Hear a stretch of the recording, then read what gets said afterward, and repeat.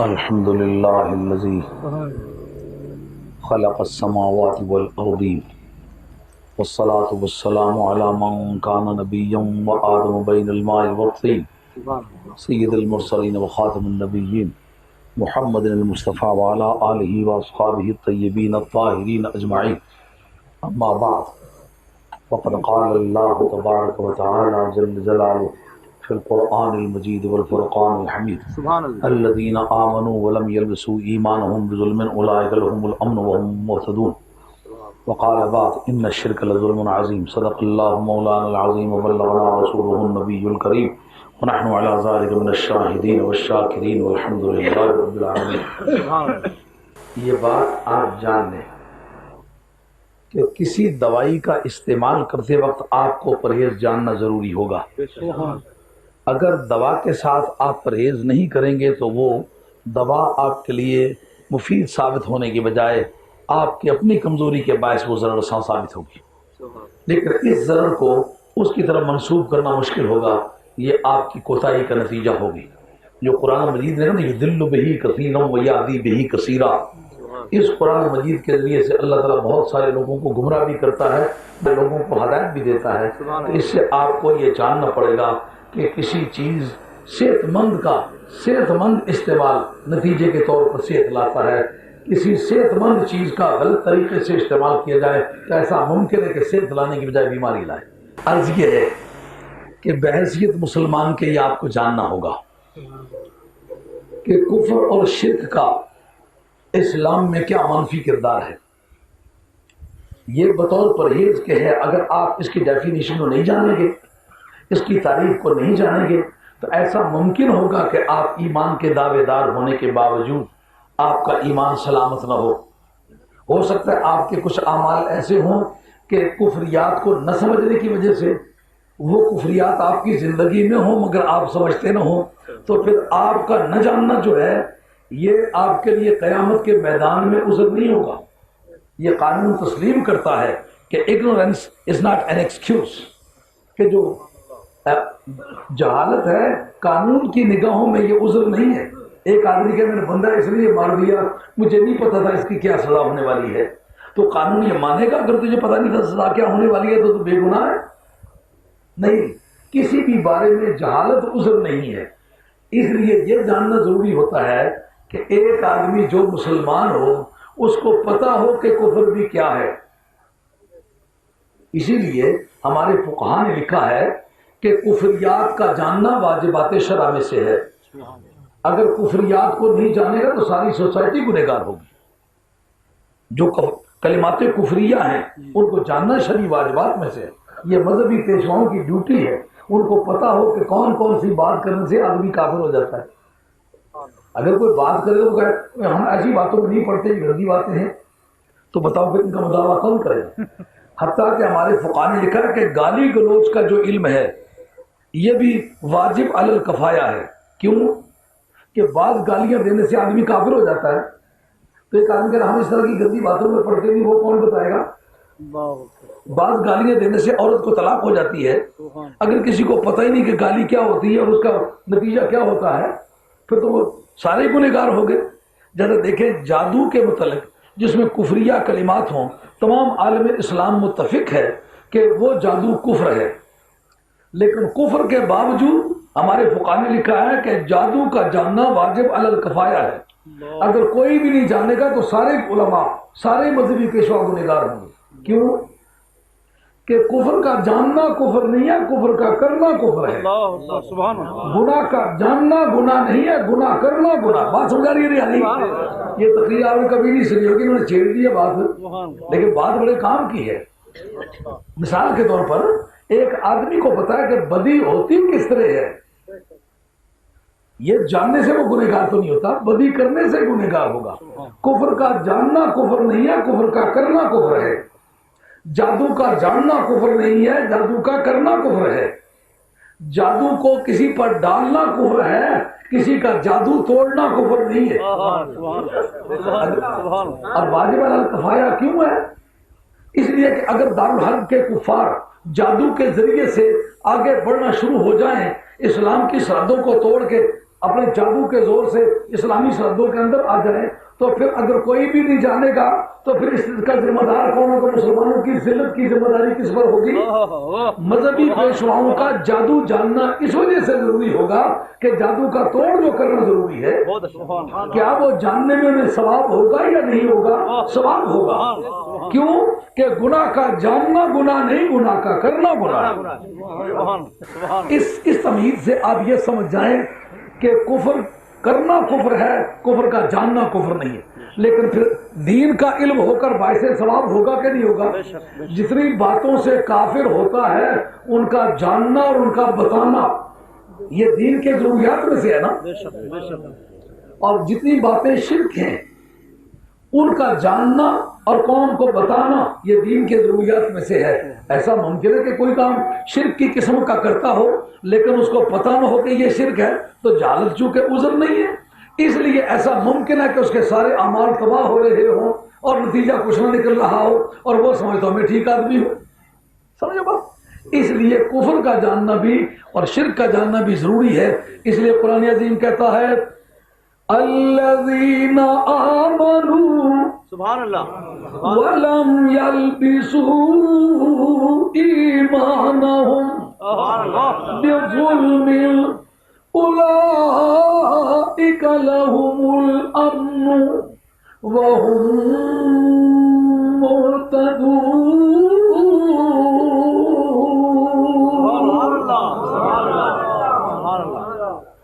فرمایا کہ جو لوگ ایمان لے آئے وَلَمْ يَلْبِسُوا إِيمَانَهُمْ بِظُلْمٍ، اور اپنے ایمان کو ظلم کے ساتھ ملوث نہ کیا ہو، اس کو آپس میں نہ ملایا ہو۔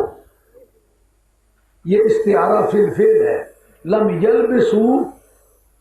يلبسوا ایمانہم بظلم، ایمان کو ظلم کے ساتھ آلودہ نہیں کیا، حالانکہ لفظ لباس آیا ہوا ہے، یہ استعارہ فی الفعل ہے۔ جب کپڑا پہنایا جائے نا اس کو گھیر لیتا ہے، یعنی ان کا ظلم کو اس کے اندر ملانا ایسا ہے جیسا کہ کسی کو کپڑا پہنا دیں تو اس سارے ڈھانچے کو وہ ڈھانپ لیتا ہے۔ ایمان کے ساتھ اگر ظلم کی شمولیت کر لی جائے تو ایمان اس طرح مغلوب ہو جاتا ہے جیسا کپڑے میں لباس کے اندر کوئی چھپ جاتا ہے۔ یہ اصل میں استعارہ فی الفعل ہے، وہ آپ کے علم بیان کی ویسے ہی ہے، یہ الگ علم ہے جس کو انگریزی میں آڈیٹری کہتے ہیں نا، یہ آڈیٹری ہے انگریزی میں، ان کو چونکہ پڑھایا ہوا ہے اس لیے اس کتاب کا نام لے رہا ہوں۔ ہاں جی، اور نہیں تو سیدھا لم یختلطوا ایمانہم، لم یخلطوا ایمانہم، لم یمزجوا اسلامہم، کہا وَلَمْ يَلْبِسُوا ایمانہم بظلم، اور انہوں نے اپنے ایمان کو ظلم کے ساتھ ملوث نہیں کیا، ملایا نہیں۔ اولئک لہم الامن، واہ قرآن عظیم، یا تو صرف عقیدے کی بحث ہے، عمل کا تو ذکر ہی کوئی نہیں، ان کے لیے امن بھی ہے۔ اور بدامنی کا پھر دار و مدار کس پر ہوا؟ عقیدہ صحیحہ اگر عمل کا ذریعہ ہے تو ان کو بگاڑو تے پختو، پختو بگاڑو تے ان کو۔ اگر کفر کو بگاڑو تو اسلام، اسلام کو بگاڑو تو کفر۔ جب یہ بتایا کہ جن لوگوں نے ایمان کی دولت پائی اور اپنے ایمان کو ظلم سے آلودہ نہیں کیا، امن و امان پھر کس کا حصہ؟ اولئک لہم الامن، امن ان کا حصہ ہے۔ تو اب پھر بدامنی کی ذمہ داری پورے ملک میں کس پر ہوگی؟ جس کا عقیدہ غلط ہے وہ بدامنی کا ذریعہ ہے، اگر عقیدہ درست ہوتا بدامنی کبھی نہ ہوتی۔ اور یہ بات سمجھ آ رہی ہے؟ اور ملک میں کوئی صحیح العقیدہ آدمی بدامنی کا بانی ہے؟ قرآن کہتا ہے عقیدہ صحیح ہے، ظلم کے ساتھ اپنے ایمان کو ملوث نہیں کیا، اولئک لہم الامن، ان کے لیے امن ہے، وہ اولئک هم المهتدون، اور وہی لوگ جو ہیں وہ ہدایت پر بھی ہے۔ ہدایت کا دار و مدار پھر عمل پر تو نہ ہوا، عمل کا دار و مدار ہدایت کا دار و مدار عمل پر تو نہ ہوا، ہدایت کا دار و مدار عقیدے پر ہوا۔ تو پھر آپ روزانہ جو نماز پڑھتے کہتے اہدنا الصراط المستقیم، معلوم ہوا کہ آپ اس جگہ عمل کی دعا نہیں مانگ رہے، عقیدہ صحیح مانگ رہے۔ آپ نے شرک اور کفر کا موضوع مجھے دیا تو آپ کہیں گے ایمان کا تو ذکر آیا ہے لیکن نہ کفر کا ذکر ہے نہ شرک کا، اس جگہ میں عرض کروں۔ صحابہ کرام عرض کرتے ہیں یا رسول اللہ ایسا ہم میں کوئی آدمی ہے جو ایمان لایا ہو اور اپنے ایمان کو ظلم سے اس نے آلودہ نہ، ظلم تو چھوٹا بڑا سب نے کیا ہے. آپ فرمایا ان الشرک لظلم عظیم.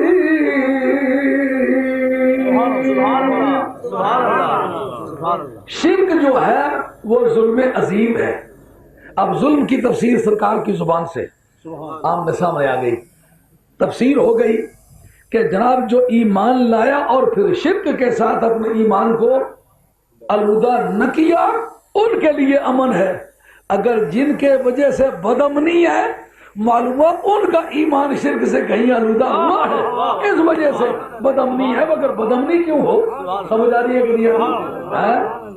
روزانہ اخباروں کا شور، اتنے بندے مارے گئے، اتنے، اور سنی، اور تجھ کو رب نے کہا ہے کہ جس کے عقیدے میں ظلم نہیں ہے نا ان کے لیے امن ہے. خدا کا فضل ہے، یہ پورے اخباری ریکارڈ نکال کے دیکھ، تیرے ذمہ نہ کسی بندے کو مارنا ہے، نہ قتل کرنا ہے، نہ بدامنی ہے.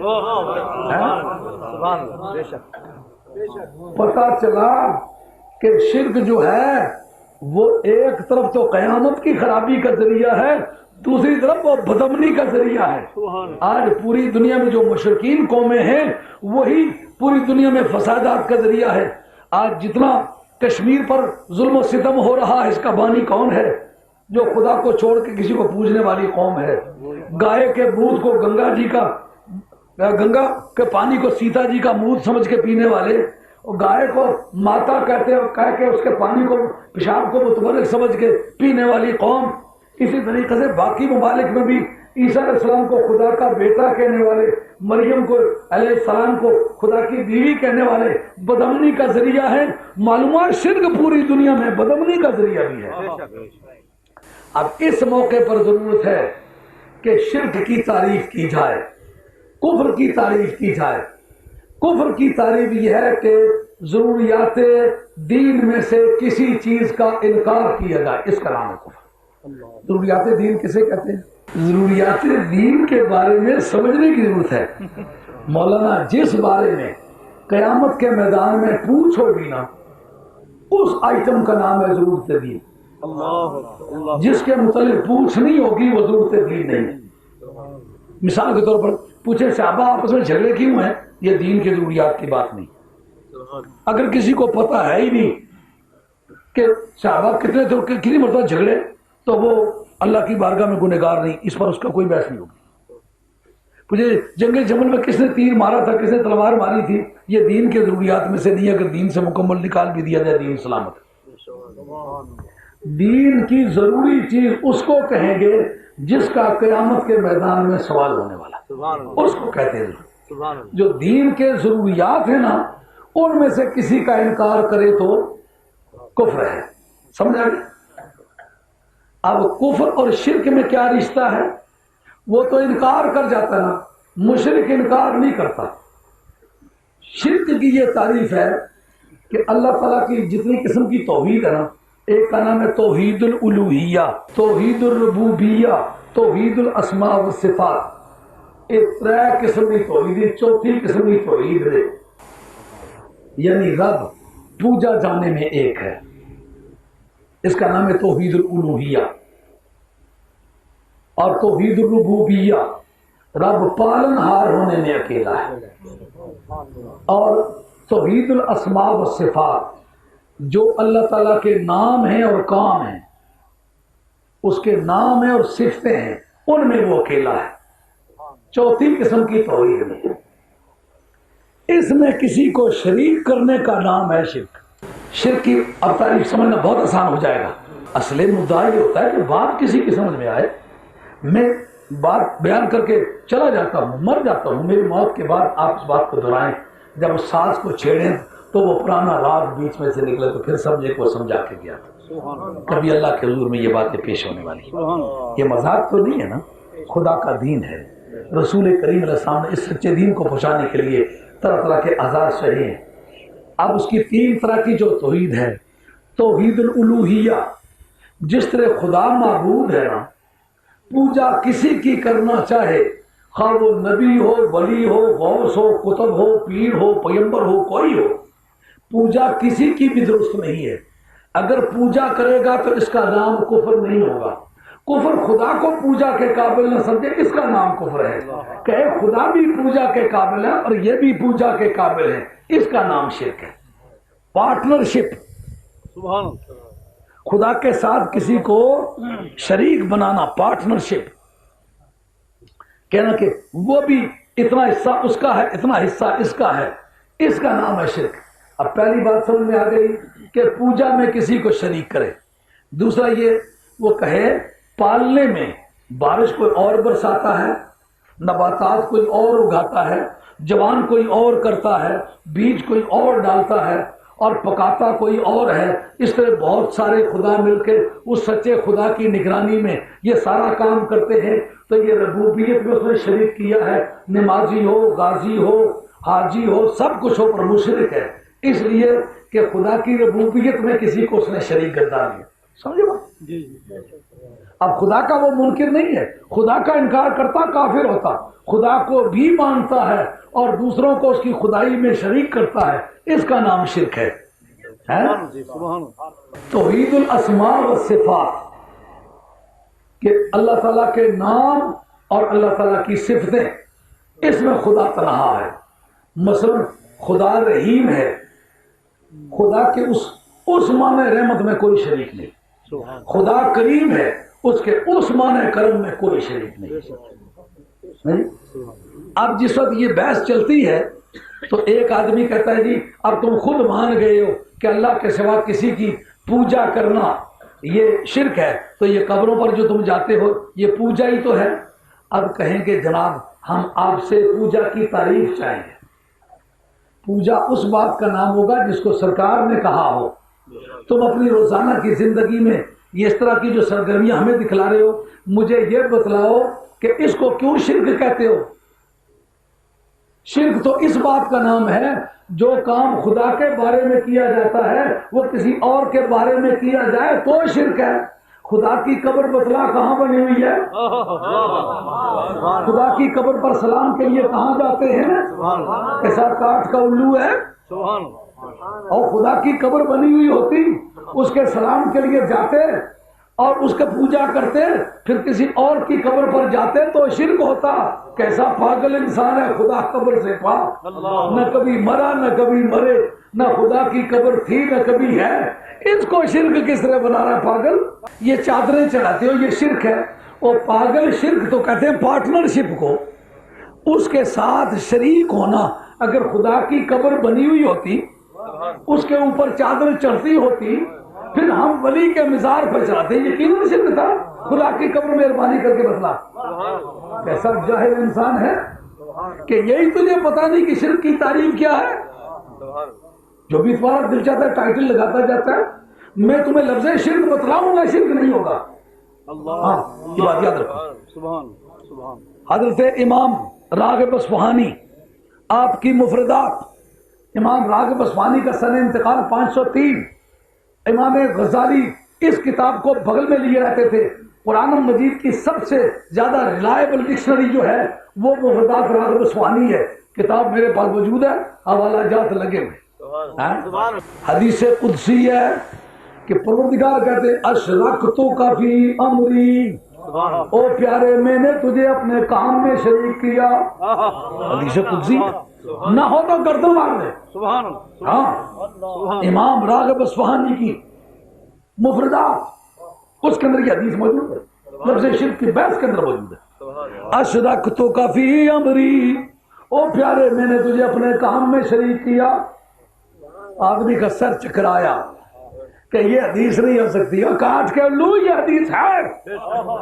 اور کس طرح کا؟ اس طرح اذان میری ہے، میرا بھی نام ہے تیرا بھی، اقامت میری ہے، نام میرا بھی ہے نام تیرا بھی ہے، نماز میری ہے، الحمدللہ رب العالمین۔ سبحان اللہ، واللہ اب گلا ٹھیک ہوتا ہے۔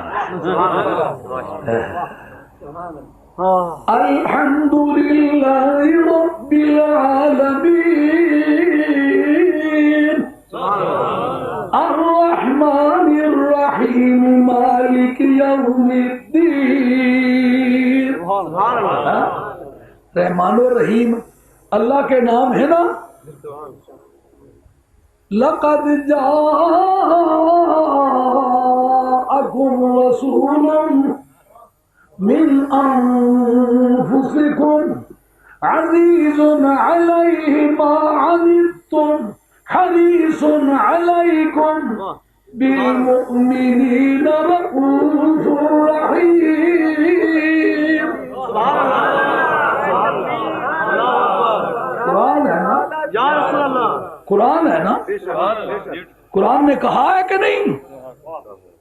الرحمن الرحیم، میں بھی رحمان و رحیم ہوں اور میرا یار بالمؤمنین رؤوف الرحیم، میرا یار بھی رحیم ہے. واللہ رؤوف بالعباد. میں بھی رؤوف ہوں اور پروردگار تو بھی رؤوف ہے، تیرا حبیب بھی رؤوف ہے. یہ بنا کیا؟ اشرکتک فی امری، میں نے اپنے کام میں تجھے شریک کیا. جو مولانا نماز اللہ کی ہے کہ نہیں؟ الحمدللہ رب العالمین. جو آپ نماز کے اختتام پر پہنچنے لگے، اب اس کی انڈورسمنٹ ہونے لگی ہے، رجسٹریشن ہونے لگی ہے. رب کہتا ہے یوں پڑھ اللہم صلی علی محمد وعلی آل محمد. میرے یار کا نام لے. نماز اللہ کی ہے، سرکار کا بیچ میں کیا ذکر ہے؟ حضرت امام راغب اصفہانی نے کہا یہ معنی ہے کہ میں تجھے شریک کیا ہے. شریک کیا ہونے کے باوجود شرک کیوں نہیں کہا؟ یہ شرک جس کو شرع میں شرک کہتے ہیں وہ خدا کی اس خدائی میں شریک ہونے کا نام ہے کہ جس طرح کا رؤوف خود خدا ہے نا، خود سے خود رؤوف ہے، اسی طرح سرکار بھی خود سے خود رؤوف ہوتے پھر شرک ہوتا. خدا خود سے خود رؤوف ہے، سرکار خدا کے بنائے ہوئے رؤوف ہے، شرک کوئی نہیں. خدا خود سے خود رحیم ہے، اس کو کسی نے بنایا نہیں. سرکار کو پروردگار نے خود رحیم بنایا ہے. کہا میں تو خود سے خود رحیم ہوں، تو کسی کا بنایا ہوا رحیم ہے، اس لیے میں نے اپنی صفات کا مظہر قرار دے کے میں نے تجھے اپنے کام میں شریک کیا ہے، پر تو خدا ہو کے شریک نہیں ہوا ہے، مصطفیٰ ہو کے شریک ہوا. وہ بات سمجھ آئیے؟ اب مطلقاً شرک کی رٹ بدیانتی کی قسم کا کام ہے کہ نہیں؟ اچھا اب لیجئے، جب الحمدللہ رب العالمین، سبحان اللہ، رب کہا ہے نا اپنے آپ کو. رب کریم فرماتے ہیں وَاحْفِظْ لَهُمَا جَنَاحَ الذُّلِّ مِنَ الرَّحْمَةِ وَقُلْ رَبِّ ارْحَمْهُمَا كَمَا رَبَّيَانِي صَغِيرًا. اس میں کہا نا پالنے والا اور کوئی نہیں. یہاں پر دکھا رکھا اپنے ماں باپ کے سامنے گردن نیچے کر کے بات کر، بازو جھکا کے بات کر، خبردار سینہ تان کے بات کرے. مزہ آیا نا مسلمانوں نے کہا وَاحْفِظْ لَهُمَا جَنَاحَ الذُّلِّ. ذال کے ساتھ ظلم ذلیل ہوتے گھٹیا بن کے اپنے ماں باپ کے سامنے، خبردار کوئی کوالیفیکیشن بتلائے، کوئی ایبلٹی اپنے والدین کو نہیں جتلائے، عاجزی کے ساتھ ان کے سامنے جھک جا اور بات کر. کیا بات کر؟ رب کی بارگاہ میں یہ عرض پیش کر رب ارحمہما، اے پالنے والے ان دونوں پر رحم کر، میرے ماں پر بھی میرے باپ پر. کما ربیانی صغیرا، جس طرح ان دونوں نے مجھے پالا۔ وہ تو کہتا پالنے والا تو اس کے بغیر ہے کوئی نہیں، کون کہتا ہے ان کو کہ جسے تم نے مجھے انہوں نے مجھے پالا ہے نا، میں 100 کوتاہی کرتا رہا، مجھے معاف کرتے رہے۔ مولا کریم یہ بوڑھے ہو گئے، ان کی عادتیں بھی بچوں والی ہو گئی، ان سے بھی 100 کوتاہی ہو، معاف کر۔ انہوں نے مجھ پر بڑی مہربانی کی تھی، آج میں ان کا سفارش کو معاف کر۔ پالنے کا لفظ استعمال کیا کہ نہیں؟ رب بھی رب، والدین بھی رب۔ رب کس معنی میں رب ہے؟ وہ پالنے والا ہے پر خود سے خود رب ہے۔ یہ جو پالنے والے، رب نے ان کو پالنے والا بنایا ہے۔ اس فرق کی وجہ سے شرک دور ہوا کہ نہیں؟ اچھا، جس قول کے مطابق رب نور ہے، تحقیق تو یہ ہے نا کہ وضع واضح میں تیری صورت ہے معنی نور کا، وضع واضح میں تیری صورت ہے معنی نور کا، یوں مجازن چاہیں جس کو کہہ دے کلمہ نور کا۔ سبحان اللہ۔ میں بعد میں اس سے دوسرے پہلو پر گفتگو کرنے والا ہوں۔ ان کی بات پتہ چلی نا جب قرآن مجید نے کہا اللہ نور السماوات والارض، سبحان اللہ، مثل نوره كمشكاة فيها مصباح، المصباح في الزجاجة۔ جس قول کے مطابق اللہ نور ہے، اس کی روشنی میں یہ گفتگو کریں گے۔ سورج کو قرآن مجید نے نور کہا ہے کہ نہیں کہا؟ چاند نور ہے کہ نہیں؟ فرشتے نور ہے کہ نہیں؟ تو جو توحید الاسماء والصفات ہے، صفتوں اور ناموں میں کسی کو شریک کیا جائے تو شرک ہو جاتا ہے۔ اللہ تو بھی نور، جبریل تو بھی نور، اب مجھے ذرا سوچ کے بتلاؤ شرک کیوں نہیں؟ حضور کی بحث نہیں کرتا، حضور کے نام کے ساتھ تو نور کا لفظ اسلام لگا کے بھوجا پڑتا ہے، ہاں؟ لیکن جبریل کے نور ہونے کا تو تجھے کوئی شک نہیں نا، عرش کے نور ہونے کا تو کوئی شک نہیں ہے نا، لوح محفوظ کے نور ہونے کا تو کوئی شک نہیں ہے۔ تو جو توحید کے 3 ابواب ہیں ان میں سے ایک توحید الاسماء والصفات، ناموں اور کاموں میں اس کا کوئی شریک نہیں، اس کی صفتوں میں کوئی شریک نہیں۔ خدا کی صفت بھی ہو وہ نور ہو، اور ادھر مخلوق کی صفت ہو یہ بھی نور ہو، شرک کیوں نہیں؟ مجھے سوچ کے تو بتلا، پھر میں تجھ سے بات کرتا ہوں۔ اور تجھے کہنا پڑے گا رب نور ہے پر خود سے خود نور ہے، جو باقی نور ہے اس کے بنائے ہوئے نور ہیں، اس لیے شرک نہ ہوا۔ اب شرک سمجھ آ گیا کس بات کا نام ہے؟ خدا کی جو صفت جس طرح سے ذات باری میں پائی جاتی ہے اسی طرح سے مخلوق کے اندر تسلیم کی جائے، اس کا نام شرک ہے۔ اب کفر اور شرک میں فرق سمجھ آ گیا؟ کفر میں اللہ کی صفات اور اللہ کی ذات، اللہ تعالیٰ کے اسماء کا وہ قائل نہیں ہوتا، اس انکار کا نام کفر ہے۔ لیکن شرک میں ان سب چیزوں کو مانتا ہے، لیکن ان جو صفتیں، جو کام، جو حال اللہ تعالیٰ کا ہے اس میں کسی دوسرے کو جب شریک بنائے تو شرک اس کا لازم آتا ہے۔ لیکن اس کے اندر اگر یہ بات مان لی جائے کہ اس کی یہ صفت مخلوق ہے، اللہ کی وہ صفت ازلی ابدی ہے، شرک جاتا رہا۔ اچھا، یہ بھی مننے ہو کہ نہیں خدا حضرات؟ مننے ہو؟ اب تو کسی طرح بھی یہ کہنے کے باوجود کہ تو موجود ہے، شرک نہیں مانتا۔ کیوں نہیں مانتا؟ وہ خدا موجود ہے تو اپنی خود سے خود موجود ہے، اس کو کسی نے موجود نہیں کیا، تجھے اس نے موجود کیا ہے، اس کی یہ صفت ذاتی ہے، تیری صفت عطائی ہے، یہی فرق تسلیم کرنا۔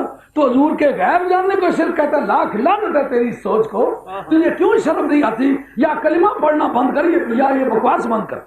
کیوں کہ اللہ جو غیب جانتا ہے اس کا علم غیب ذاتی ہے، اس کا خود سے خود وہ جانتا ہے۔ حضور کے پاس جو علم غیب ہے وہ اللہ کا عطا کیا ہوا ہے، اللہ کا دیا ہوا ہے۔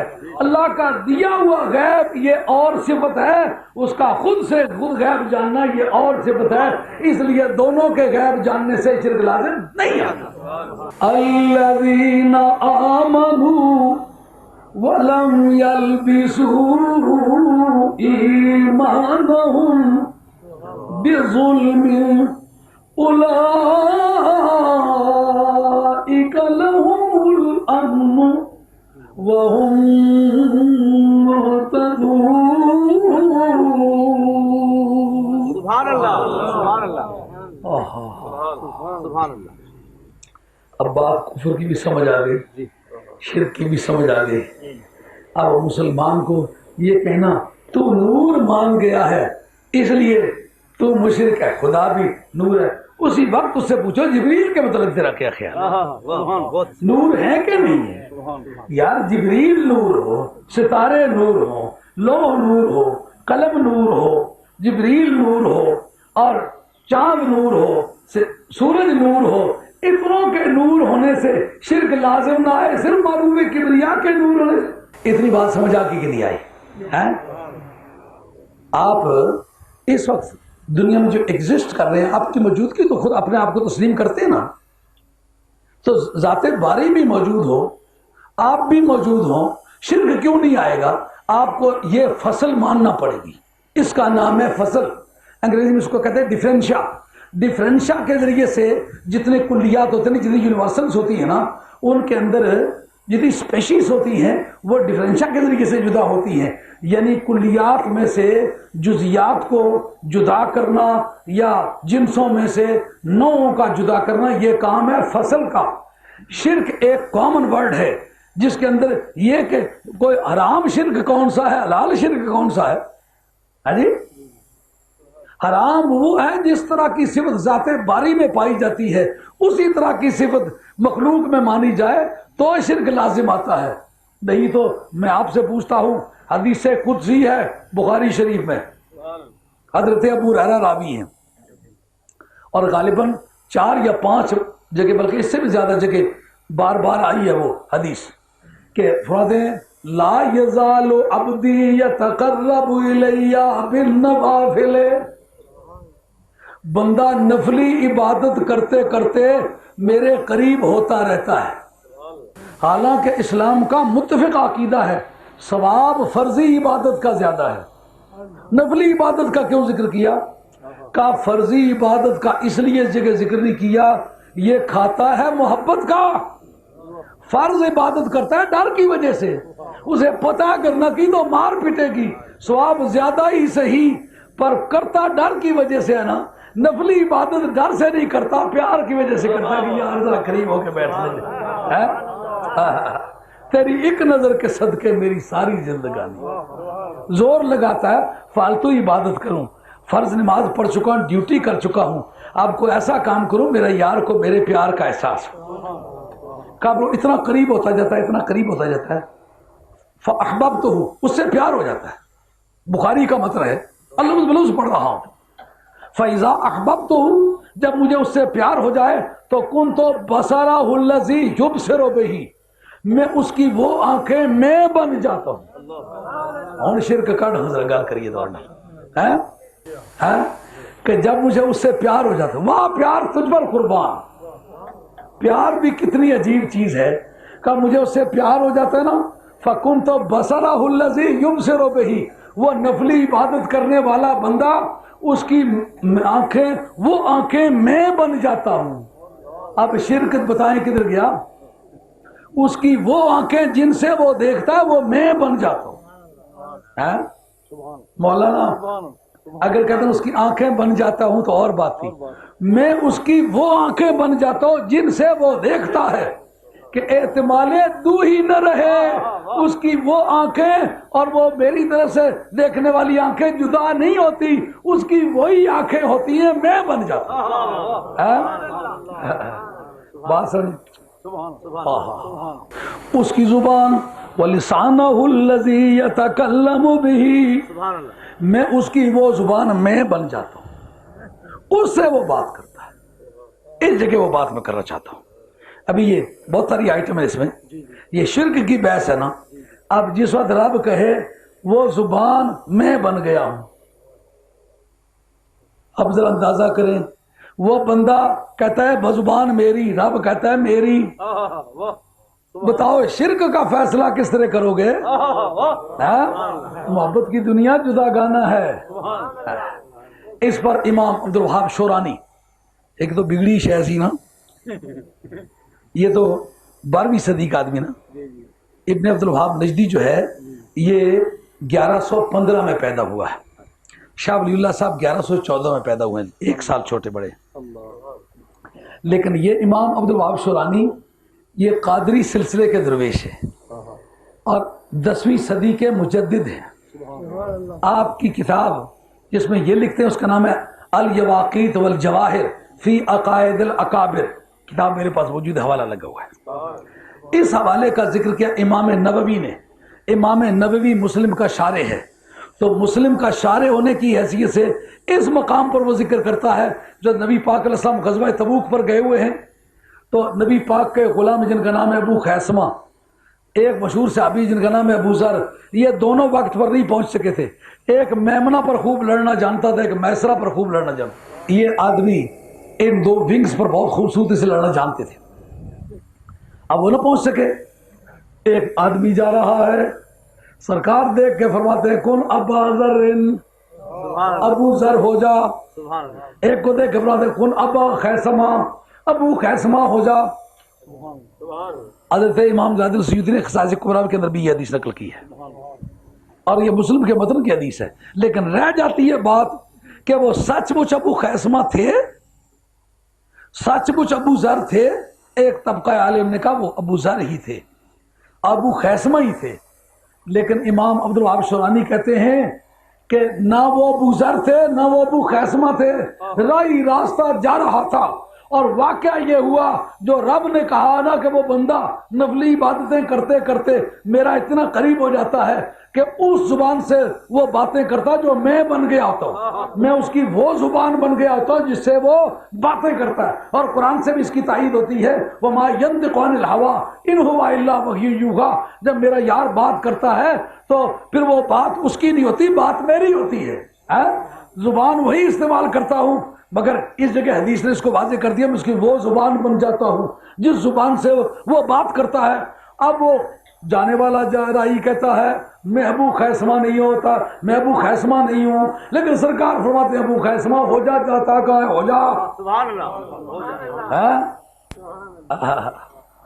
مصطفیٰ نور جناب امر کن مخزن اسرار علم ملدن. کہ جس سے خدا کے نور ہونے کے مظہر ہے نا، خدا کے کریم ہونے کے مظہر ہیں، خدا کے جبار ہونے کے مظہر ہیں. عقیدہ حلول سے بچنے کے لیے یہ اس کی تعبیر کرنا پڑے گی کہ میاں صاحب رحمۃ اللہ نے زبان مجاز میں کلام کیا ہے. جس طرح لوہے کو آگ میں رکھ دیا جائے، لوہے کی ذات لوہا ہی رہتی ہے لیکن آگ والی ساری صفتیں اس میں آ جاتی ہیں. اسی طرح بندہ رب کے قریب رہنے والا، رب کی صفتوں کا نقشہ بندے میں آ جاتا ہے. اس لیے مصطفیٰ نور جناب امر کن، بندہ جا رہا ہے وہ کہتا میں ابو ذر نہیں بننا چاہتا، انہوں نے کہا بننا پڑے گا کیونکہ مصطفیٰ نور جناب امر کن. تمہیں اس وقت ابو ذر بننا پڑے گا، تمہیں ابو خیسمہ بننا پڑے گا. جی میرا یوں مجھے بیگم نے بھیجا ہوا ہے، کسی کام سے گیا ہوا تھا، کہا کام کو جانے دے، اس وقت میرے مصطفیٰ کا وہ گیر لگ گیا ہے. شرک کی بحث طے ہوئی کہ نہ ہوئی؟ کبھی پروردگار عالم کے بیہاف پر ان پاورز کو ایکسرسائز کر رہا ہے. جس طرح ماں رب کی طرف سے ریپرزینٹیو بن کے، رب کا مظہر بن کے بچے کو پالنے لگی، رب نے اس کی تربیت کو بھی ربوبیت کہا کہ یہ پالتی ہے، یہ اسے تربیت کی ہے. میں بھی پالن ہار ہوں، یہ بھی پالن ہار ہے، لیکن میں اصل پالنہار ہوں، یہ میری ریپریزنٹیٹیو ہو کے، یہ میرا مظہر ہو کے پالتی ہے، اسی طریقے سے کام میں اصل صاحب کن ہوں اور میرا یار میرا نمائندہ ہونے کی حیثیت سے صاحب کن ہے۔ اب پتہ چلا نا کہ جس زبان سے وہ بات کرتا ہے وہ میں ہوتا ہوں۔ اب شرک کی بات طے ہوئی کہ نہ ہوئی؟ شرک کس چیز کا نام ہے؟ خدا کے ربوبیت میں، الوہیت میں، ناموں اور کاموں میں شریک کرے، اس کا نام ہے شرک۔ بخاری شریف کتاب الخوارج کے اندر حدیث موجود ہے، حضرت عبداللہ بن عمر کہتے ہیں تمام صحابہ کرام اس آدمی کو بدترین خلائق مانتے تھے کہ جو کافروں والی آیتیں، مشرکوں والی آیتیں مسلمانوں کے خلاف پڑھا کرتا تھا۔ تو یہ کافروں کے حق میں نازل ہونے والی آیتیں نبی پاک کے غلاموں کے خلاف پڑھنا، یہ بدترین لوگوں کا کام ہے، نہ صحابہ کا کام ہے، نہ اہل بیت کا کام ہے۔ سمجھ آ گئی جی؟ تو آپ کو ایمان صحیح رکھنا پڑے گا اور اپنے آپ کو شرک سے محفوظ رکھنا پڑے گا۔ یہ ایمان دوائی ہے۔ شرک اور کفر جو ہے اس کی طرف جانا بے پرہیزی کا نام ہے۔ اگر تم ایمان کی سلامتی رکھ کے کفر اور شرک سے باز رہ کے اپنی منزل کی طرف چلو گے تو پھر کام آسان ہو جائے گا۔ مولوی اشرف علی تھانوی جو دوسرے دھڑے کے بزرگ ہیں، ان کی کتاب ہے المثبت، اس کا نام ہے، میرے کتب خانے میں موجود ہے۔ ایک کتاب ہے جمال الاولیاء، جو اصل کتاب سید یوسف ابن اسماعیل نبہانی رحمۃ اللہ کی کتاب ہے کرامات الاولیاء، مولوی اشرف علی صاحب نے ترجمہ کیا ہے۔ بعض بات یہ پیش کرتے ہیں یہ ترجمہ کیا ہے، ان کی اپنی کتاب تو نہیں ہے، اور ترجمہ کیا تو جو موافق نہیں تھی ترجمہ کیا کیوں ہے، اس کی تردید کیوں نہیں کر دی؟ پر اس کے توڑ کے لیے میں نے المثبت تلاش کر لی کا ایمان کی دو قسمیں، ایک ایمان تحقیقی اور ایک ایمان تقلیدی۔ پتہ چلا کہ جس کو شرک کا اڈا بتاتے ہیں وہی تو نجات کا اڈا ہے۔ کہتے غوث پاک کا نام مت لو، شرک ہے، تو وہاں تو اس نام پر تو آدمی پاس ہو رہے ہیں اور ان کی کامیابی ہو رہی ہے۔ تو آج کے اس نشست میں غالباً آپ کو کفر کا بھی پتہ چل گیا ہوگا۔ ضروریات دین میں سے کسی چیز کا انکار کرنا، اس کا نام ہے کفر۔ اللہ تعالیٰ کی ربوبیت میں، الوہیت میں، ناموں اور کاموں میں کسی کو شریک کرنا، اس کا نام شرک ہے۔ جب شرک کوئی کہے نا تو پہلے اس طرح کی بات رب کے بارے میں پوچھو جس بارے میں شرک کا نام لے۔ کہ جی مطلق شریک ہونا، ان کا مطلق شریک ہونا تو مفردات راغب اسوانی لکھا ہے اشرک تو کفی امری، اے پیارے میں نے تمہیں اپنے کام میں شریک کیا، آذان میں، اقامت میں، کلمہ توحید میں، کلمہ شہادت میں، کلمہ طیب میں، لا الہ الا اللہ جب پڑھتے محمد رسول اللہ کہنا پڑتا ہے کہ نہیں ہے؟ تو یہ شراکت ہے کہ نہیں؟ لیکن وہ رب ہو کے ہے، یہ رسول ہو کے ہے۔ تو اس طرح سے پروردگار نے سرکار کو اپنے کاموں میں شریک بھی کیا ہے، لیکن جس معنی میں شریک ہونا شرک ہے وہ اور معنی ہے۔